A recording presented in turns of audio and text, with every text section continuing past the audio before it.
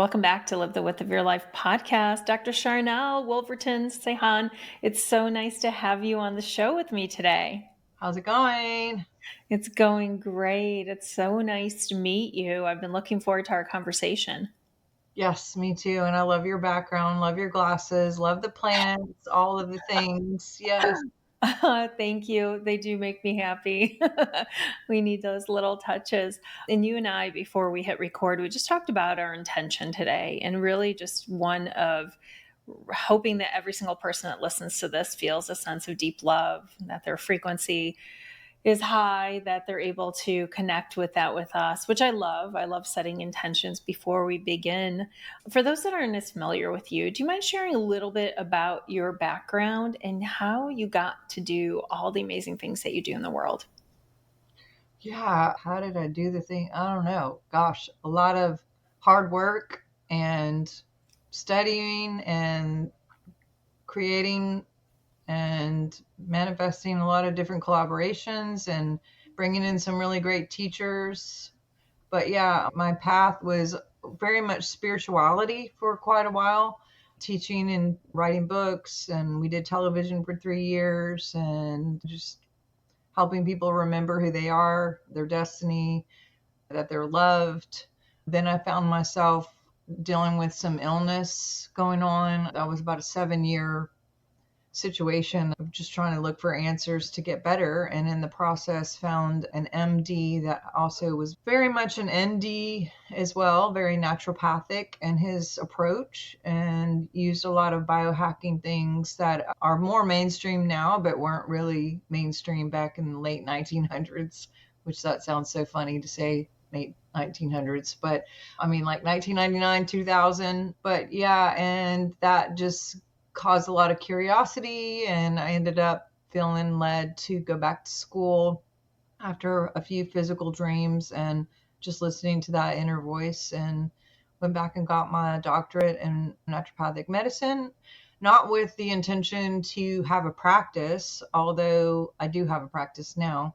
I was literally just going to learn for myself and help remember how to be for me, and also to help answer any questions that I was getting when I would go speak at these conferences. There seemed to be a lot of people who were dealing with different dis-ease, and I wanted to have the answers to help as many people as possible on that level, and didn't really feel equipped. So I thought, if I go back to school, I'll know all these things. And actually, school didn't provide a lot of that, to be honest. I did get some, but it was more my own study, really, finding out what I needed and what was required to support people.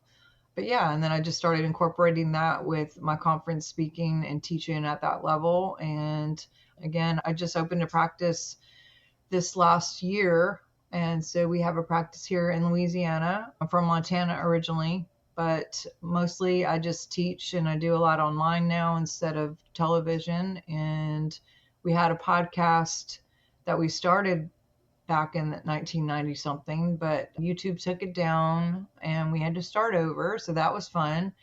But yeah, the truth is still the truth, and we're still just taking one day at a time and doing the best to help people remember how to be and how to live a natural life of love and connection and peace and harmony. And yeah, that's about it. So many questions. First of all, why did YouTube take down your podcast? Because it sounds like you were out there early. You were with your channel. So why did they take it down? It could have had something to do with bringing in RFK and Dr. Malone and Peter McCullen into my state. We had them in here for Congress to try to help kids and adults not have to have the forced thing. I don't say the word because I don't want anything to happen to you and your channel. So we mime a lot. And yeah, Robert wasn't on my channel, but the other guys were. And also Judy Ruby, Dr. Ruby, and some other people that were just bringing a lot of attention to the truth. And about a week later, everything was gone, including lots of things that had nothing to do with that topic, like just love and some of the conferences that I spoke at, and just a lot of, I think, decent education that was completely lost. We're in a different season and time now, and I think we're on a good timeline. And I think that some of this is going to be really more open, and it's already coming out, full disclosure, in a lot of different areas and different things. And I got a dream 2 years ago that we were entering into the golden age, and that seems to be where we're at. It's mainstream to even say that now. So fun and easy times ahead, and lots of cool things ahead, and here we are. Yeah, a lot has happened over the last couple of years. It's been really hard for many who I think were sharing maybe views that were not necessarily in alignment with what was shared mainstream. So let's talk about what you are for, which you've talked a couple times. You've mentioned about people returning back to who they are, to their natural state, remembering who they are, love, harmony, all these beautiful words. So why do you think we get so confused? Why do you think we lose our way and forget that these things are available to us? There's a lot of social engineering happening with entertainment, news, or entrainment, programming, music, theater, a lot of theater tactics. Of course, there's issues with food, water, air, fluoride, chemtrails, all this stuff that is also being exposed now. And then the commercials, pharmaceuticals are pretty rampant. We're the only country besides New Zealand that will bombard the crap out of every single show.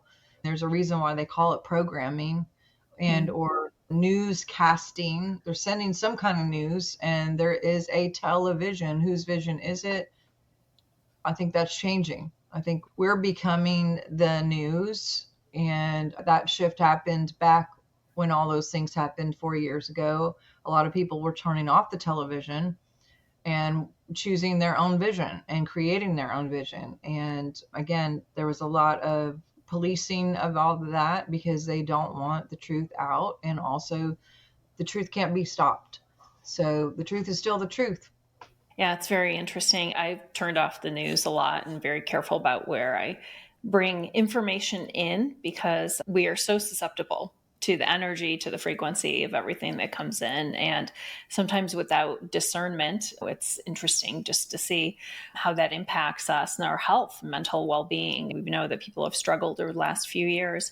But let's talk about miracles, because I know one of the things that you believe so strongly in is miracles and this idea of miracles. So tell me more about the science of miracles, the background, even like how does it work when we experience miracles in our life? Yeah, so I had an encounter in 2008 where I walked out of my bedroom and walked into my living room, and there were two ginormous, probably 14, 16 feet beings in the living room. And my left brain was just, yeah, I'm very science. So for something like that to happen, I've had some things happen like that over the years several times, and every time is still a little bit mind blowing and disbelief. Just sitting there, first of all, terrified, but also just, is this happening? What's going on? It was interesting. But they had a lot to say and to bring and introduce me to some concepts and ideas that were foreign to me at the time. And when they left, I actually thought I was in a dream. I wasn't sure if it was real, and I kept waiting to wake up. And I teach on dreams and visions, and part of what dreams are about, as far as getting them and remembering them, is to write them down. I always tell people, whatever you put your attention to, you get more of. Whatever you invest in, you get more of. And when it all happened and they were gone, I literally grabbed a notebook and just started writing everything down possible, because in my mind, I was in a dream, and I thought, if I'm in a dream, writing it down, and then when I wake up, I'm going to write it down, there'll be all this anchoring and reinforcement to remember what's happening.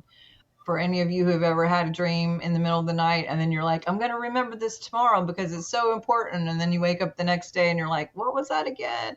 So I always have like a voice recording or a journal next to the bed. But anyway, I never woke up, unless this is still a dream that we're in right now, which is quite It's possible. possible. Uh, who knows, right? So I started having to physically look up some of the things that was given to me: echo waves, standing waves, the mechanics of our technology, the mechanics of our biofield, how it works, how that transfers, how it radiates, how there's a consciousness and higher and lower, and how that affects the size of the field, what the field does, and how it interacts with our mind, what we're thinking about, what we're talking about, what we're feeling, the electricity of it, how we are electric.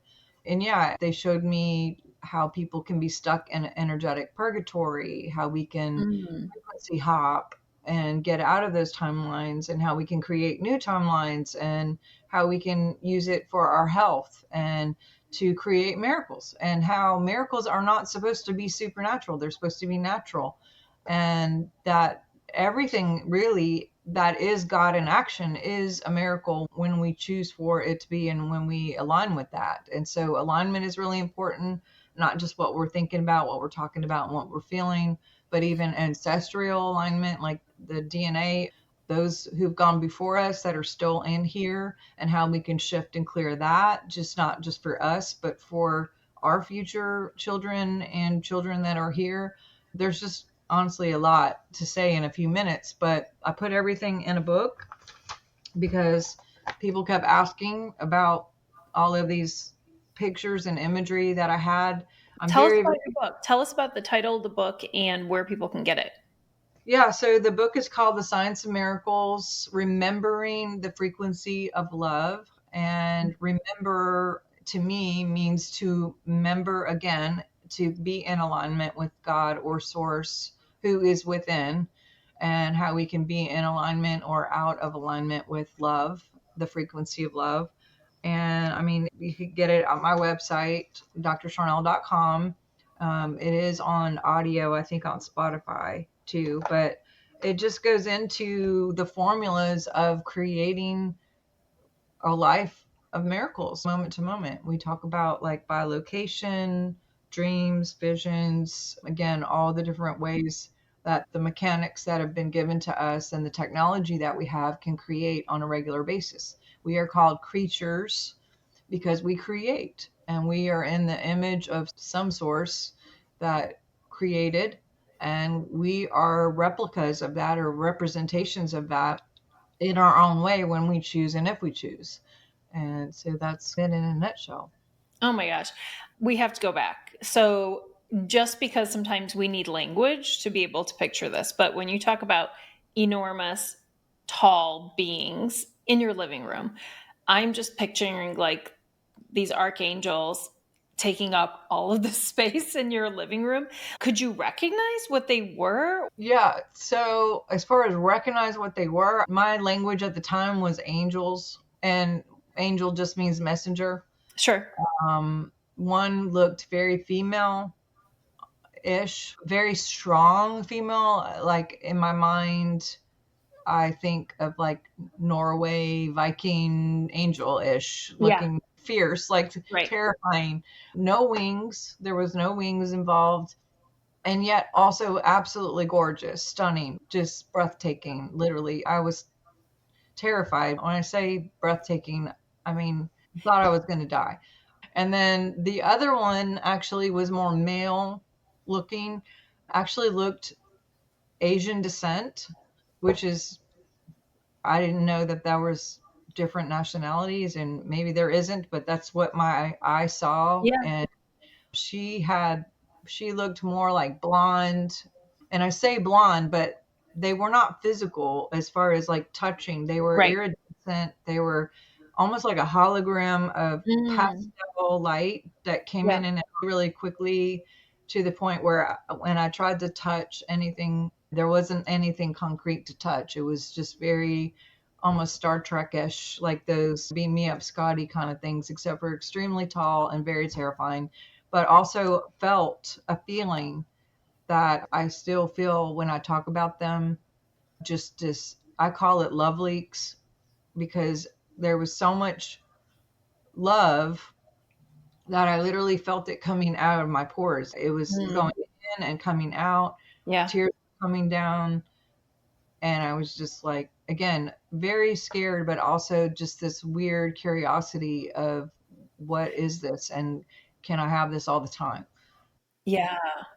And she's come back to me. I haven't seen him again that I know of. She's come back to me several times since then for different things. And sometimes I don't even see her, but I'll hear her. Like I had a situation where I walked by this building and I heard, "You're pregnant." And I looked behind me and I didn't see anything except for some flowers in a flower bed outside this building. And I took a picture of the flowers and I asked the people next to me, "What kind of flower is that?" And the lady said, "I think they're mums." And I had to do some investigation. This is before a lot of internet. We didn't have smartphones then, Yeah. and it was just a regular Nokia thing. So I had to do some investigation and I found out they're mums. And I did do a pregnancy test and I found out that I was pregnant. And it's funny because I tell that story to my daughter and she always called me mum instead of mom. She's like, "Okay, mom." And I always signed everything mom. Love mom. So yeah, I heard her there. She came to me another time with a job change situation. She came to me another time when I lost a baby. She came to me for my third pregnancy to tell me that I was pregnant because I wasn't expecting it at all. And I remember I must have had a look like, "Oh crap," when she told me at the end of my bed because she said, "It's okay. We're here to help." And then Mm. I was like, "Oh, okay." And then I leaned over to tell my husband at the time, "Hey, she came back and this happened." And he was like, "What?" And I said, "They're here to help." And he was like, "I hope so." So yeah, it's been fun and interesting. And I wish I could see them more. I don't know if it's like a dimension. I have more questions than I have answers, to be Yeah. honest. But I'm really drawn to the pastel colors because of that ever since. The really light Eastery hues of light blues and Yeah. purples and pinks, because that's what they look like to me. And it was just a flat Mm. mesh of those colors. Yeah, I think I would be completely freaked out like you as well, not expecting to see people in the living room, let alone things that don't look human. And so that's fascinating. So after they left, how long do you think they were with you? Or is time not even a thing when you're in their presence and you're getting these downloads? Did it feel like voices or was it a knowing that was coming down? What was that like? I'm not sure how long that was, but I did have a time where one time I had an encounter where I looked at the clock and it was like 8 something, and then everything started happening. And when I came out of it, my eyes were shut, but I felt like a bright light. And I don't know if you've ever had your eyes shut, but you knew like someone turned the light Uh-huh. on. Yep. And so I thought, "Oh my God, they're here. Something's going on." And I looked all around and it seemed like the light was coming from outside the window. So I got up to go look out the window and the whole neighborhood was lit. Hmm. And I was like, "How is this even possible? Where's the light coming from?" Yeah. And I was very disoriented and just I looked at the clock again and maybe 3 or 4 minutes had went by. But then I kept walking around and I realized I had lost 12 hours and I was Oh, late for wow. work because Oh the my last gosh. time I looked at the clock, it was like 8:30 something or almost 8:30 at night. And now the whole morning it was just gone. And I was literally just sitting up in my guest bedroom and I just lost 12 hours. So I had to like race to work. But yeah, going back to your question, that particular time, I don't know how long it was. I didn't look at the clock or anything. I just had walked out and it took me a while. Like the vibration of my body was really heightened and felt really shook, like Mhm. physically. And it took a few hours to get my body down, not down, I don't know. It took to calm everything down because Mhm. I felt like hyper alert and also just really buzzing almost. That's fascinating. And of course, you said that's shifted where you're spending your time and the messages that you're sharing with the world and how you're working with clients. Now you have a huge impact. You have impact in 51 countries. You have more than 15,000 clients online.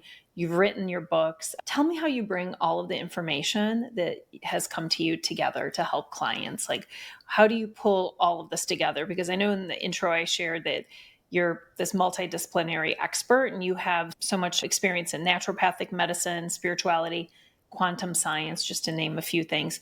And of course, messages from angels. Yeah, to me, there's no separation as far as I think some people are like, oh, I'm this or I'm that, or you're this or you're like, for me, I have this saying, I don't know where I got it, but it's like, for me, you can't pee in the pool and hope it doesn't get everywhere. Like it, there's no smoking section, you know what I mean? It's Yeah. like everything is everything. And so a lot of people, even in the science world, won't touch spirituality. And a lot of people in Right. spirituality think science is bad. And I'm like, God is the biggest scientist in ever. So everything is energy to me, Yeah. and everything is one thing.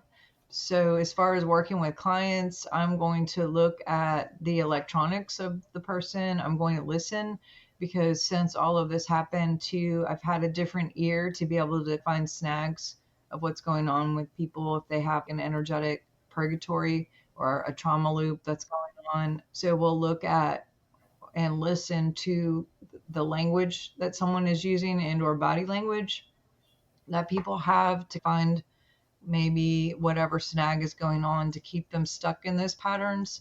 I use biofeedback because if I can't find it, then usually I have 30 some reports on biofeedback that can look more closely at things on a science level to give me some data for diagnostics. And then we customize frequencies to send back to that person to get the ball rolling and get more harmony into their field, into their body, both electronically, emotionally, physically, mentally, spiritually. All of those things are involved.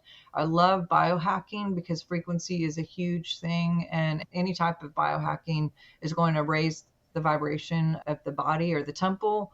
This earth suit, it takes a lot of hits in the way the earth is right now, not just with solar flares and things going out in space, but with actual abuse of what's going on in the countries and or country that we live in, with government really messing with everything that's natural and creating this whole different situation that shouldn't be. And again, I think a lot of this is reverse engineering and being disclosed so those things won't be happening as much. And I hope that we do go back to some more natural things. But I like to kind of use all of those things together Mhm. to help people bring themselves back to that state of remembering or alignment Yeah. with love, because love is everything. And when we are in a state of love, peace, ease, that is the opposite of dis-ease. And we can Mhm. live in not only the supernatural, which should be natural, and have miracles moment to moment, because that's our inheritance. That's what our DNA will do when we're aware of it. We're either going to create something really awesome and powerful, or we're going to be not aware and create by whatever is coming out of the field just by default. Yeah. And when we're aware of it, then we can make some shifts. And that's what I like to do, is help people figure out what their highest is and really ask them, what's in your heart? What is it that you choose to do? And if it's a physical issue, we'll work on that. If it's an abundance issue, we'll work on that. If it's a partnership issue, we work on that. I work with a lot of different avenues because, again, if partnership is messed up, it's going to affect business. If Mhm. you're living in struggle or lack, that affects partnership, that affects children. There's a study where they took a jar of 1,000 fleas and they stuck them in this jar about this big and put the lid on, and they kept them there, I choose to remember how many days. And fleas can jump 5, 6 feet, but when they removed the lid, they would not jump anymore. They would only stay as high as this jar. And then they had babies, and the babies would not leave the jar either. So a lot of us are in this jar not thinking that we can go out of the jar. And the miracles are there for all of us when we remember we can leave the jar and we can create something else. Is so good. And you could see how we get stuck. And even personally, I know that sometimes I feel so expansive, like it just feels so good and so open, and I feel it and I believe it. And then something can happen, and we just get, I don't know if it's triggered or just confused or energetically something just is off. And I know it and I can feel it. And so it's just so important to be able to go back to that. So if someone were curious about what it's like to work with you, paint a picture of what it looks like, especially if they're not local to you, if they're virtual. What does that look like? If they just want to do like a session, they could just sign up for coaching, and usually we'll do a map, or I can listen to their voice and see what's going on, find any patterns that I know that we can unsnag and or recreate, reverse, rescript. And if they do biofeedback, like I said, I usually suggest to do a consultation with biofeedback, because once you get the reports the first time, it could be a little bit overwhelming and not knowing how to read the reports. So I'll go over the reports and then send frequencies that will bring that harmony back. But I also like to look at it from a naturopathic point of view as well, meaning some people do biofeedback and that's all they do. They just say, here's your frequencies, or they'll hook someone up to the frequencies and they just sit there. Mhm. They have no idea what they're getting or why. They just get their frequencies and then they leave. The software that I have actually has reports, so we know what's going on and we know what we're working on. And then again, I'll look at it from a naturopathic point of view and say, okay, let's say someone needs more vitamin D. I'm going to say go outside and or take a Mhm. supplement. Or maybe they need to sleep more. Maybe their sleep has been disrupted and we can find some ways to naturally get that in a better pattern. Or maybe they need to get grounded. You mentioned we did some grounding before we got on Mhm. here. Or maybe they need to drink more water or work on their lymphatic system. And I'll say, hey, go take a brisk walk. Or we're going to send frequencies for that. But also, if I can anchor it in with some things that are actual 3D, then those are less things we have to work out on a frequency pattern, and we can use more energy to focus on the things that maybe can't be as easily shifted with some 3D homework. Plus, it gives the person some responsibility or responsible homework for, I'm working on it, you're working on it, we're working together to have the same common response of harmony and ease in the overall state and the field. And when the field and everything is at ease, then of course we're radiating, but we're also magnetizing. So a lot of people who get biofeedback and or work with me to do an outcome map or whatever, they see instant results, meaning they might get a new job, or maybe someone had owed them money for 3 years and it was just stuck out there somewhere in nowhere land. All of a sudden, all this is cleared, it can come in. Or maybe they've had really bad partnership and abuse, or a narcissistic family member or whatever, and all that just dissipates because we did some work and their money comes in, or Yeah. their partner comes in and they're like, oh my gosh, I found my love, or all the things, because everything is frequency, everything is energy. And again, when you work on one area, it clears for the all the areas, and everything just happens to come up with the same frequency. What is that saying? Like all ships rise or something? I don't know. What is that saying? Do you know what I'm Yeah, talking I'm so bad. Yeah, all ship something about rising tides lift all ships, or I don't know. about? Yeah, rising tides lifts all ships, maybe. So I want to talk about quantum physics because I know that's something that you talk a lot about as well. And so tell me a little bit about quantum physics, and also how do you feel that this can actually help deepen our sense of well-being, of interconnectedness? How does it impact the reality that we are experiencing in our life? Yeah, so physics to me is what the seen world is, and quantum physics is the unseen world.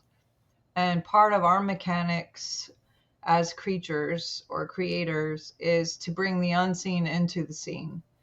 And anything that we look at physically out there at one point was the unseen.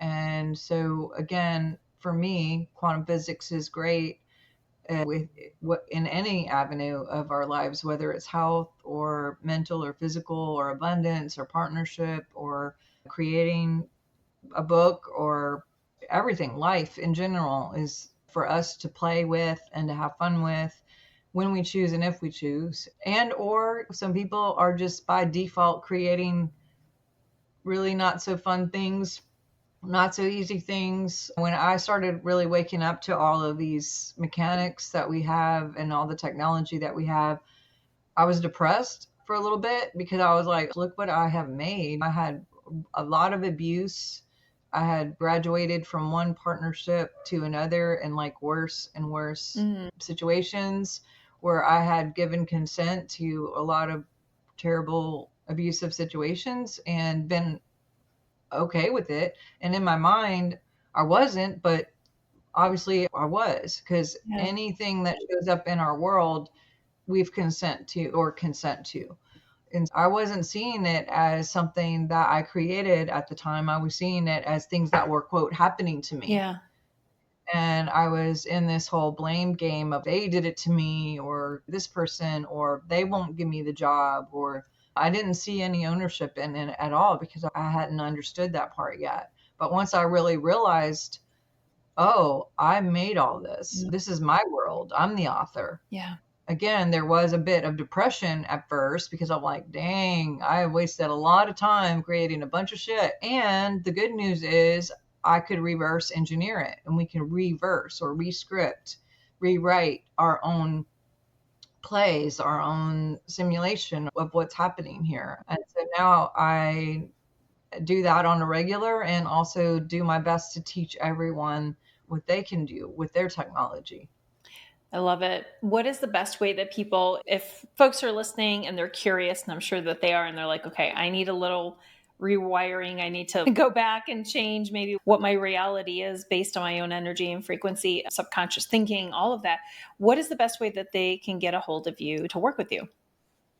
Yes, so if you go to drsharnael.com, I do a lot of online coaching, whether it's, again, abundance, partnership, health, whatever. It just says coaching because I know I'm a naturopath and I can do that, but I also work in every area because, again, there's no separation in my mind. If you're looking for something more diagnostic that you can actually see reports, biofeedback would be the way to go. And I really love mapping or outcome mapping with people because it is visual, it is kinetic, and we usually just do a Zoom. If you guys want to see me in person, I do a lot of conference speaking. You'll see on the website with my schedule and or on social media if you want to find me. But if you can't get there in person, I also have recorded a lot of workshops that are on my website at drsharnael.com.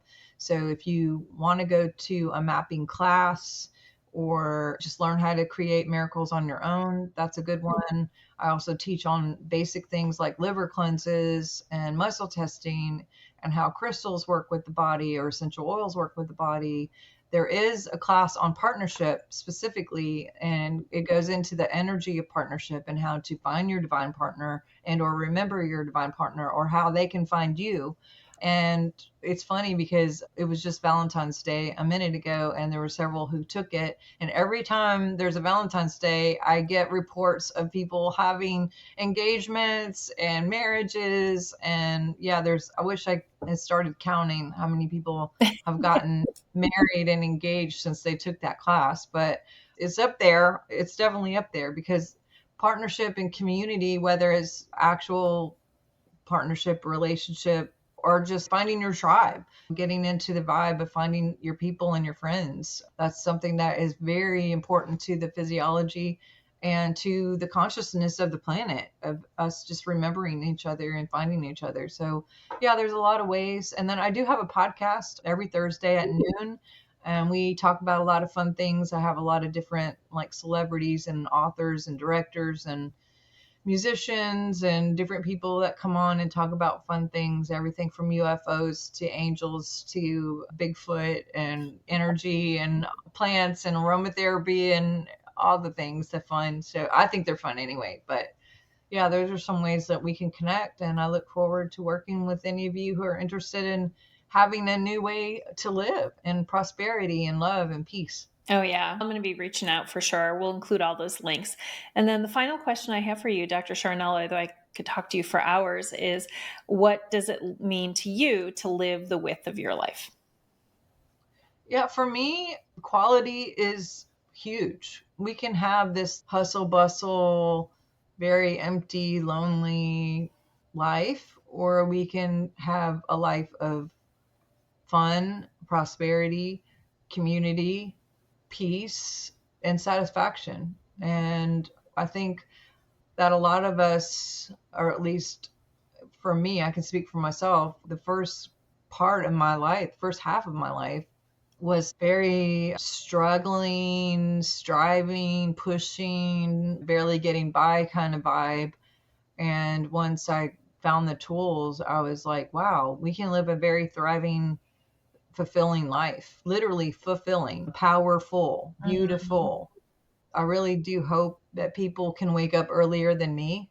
My former mother in law, I just saw her over New Year's and she's 75, and there's still some things that I'm working out. And I hope you'll figure these things out before I did, because she said that she's 75 and she's just getting some things. And she was Mm. passing on some wisdom to me that I still have taken to heart. Again, community. We don't need each other, but it is nice to have other people because we are so diverse and Mhm. we can learn from different people and generations, and just even the transfer of the vibration of people's field of interaction Yeah. there. For me, love and living a life of miracles is my way of living. I love that so much. Dr. Sharnael, thank you so much for the beautiful work you're doing in the world. And I know we'll have some more conversations. Thanks for joining me. Thank you.